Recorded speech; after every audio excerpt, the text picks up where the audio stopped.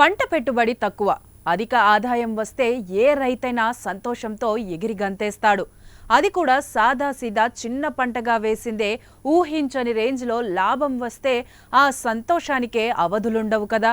అలాంటి ఆనందంతోనే తడిసి ముద్దవుతోంది ఈ యువ రైతు శివాని పవార్.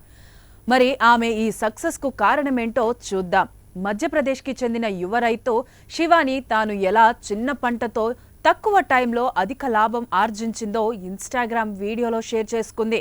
అది నెటిజన్ల దృష్టిని అమితంగా ఆకర్షించడమే కాక ఈ విషయం నెట్టింట వైరల్గా మారింది. తాను ఒక చిన్న కొత్తిమీర కట్టతో జస్ట్ 30 రోజుల్లోనే ₹1,00,000 లాభం అందుకున్నానని వీడియోలో పేర్కొంది.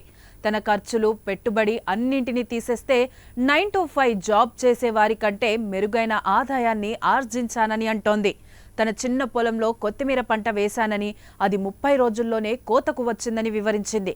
ఆ తర్వాత అమ్మకాలు 1.25 లక్షలకు చేరాయని చెప్పింది.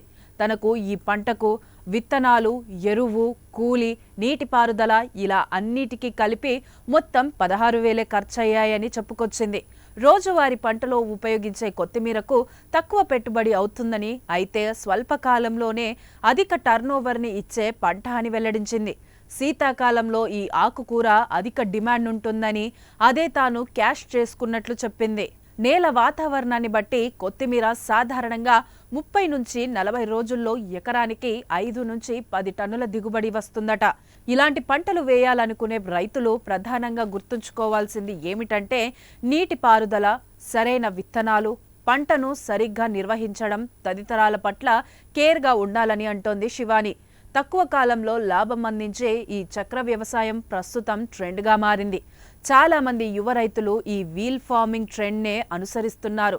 అలాంటి చక్ర వ్యవసాయం పంటలు ఏంటంటే పచ్చి ఉల్లిపాయలు, పాలకూర, మెంతులు, త్వరితగతిన ఆదాయం ఇచ్చే పంటలు. ప్రస్తుతం ఈ వీల్ ఫార్మింగ్ అనేక రాష్ట్రాల్లో విస్తరిస్తోంది కూడా. సాక్షి టీవీ ప్రసారాలను నిలిపివేయడం చట్టరీత్యా నేరం. సాక్షి టీవీ ప్రసారాల కోసం మీ స్థానిక కేబుల్ ఆపరేటర్ని వెంటనే సంప్రదించండి. DTHలో, ఇంటర్నెట్లో కూడా సాక్షి టీవీ ప్రసారాలను వీక్షించవచ్చు.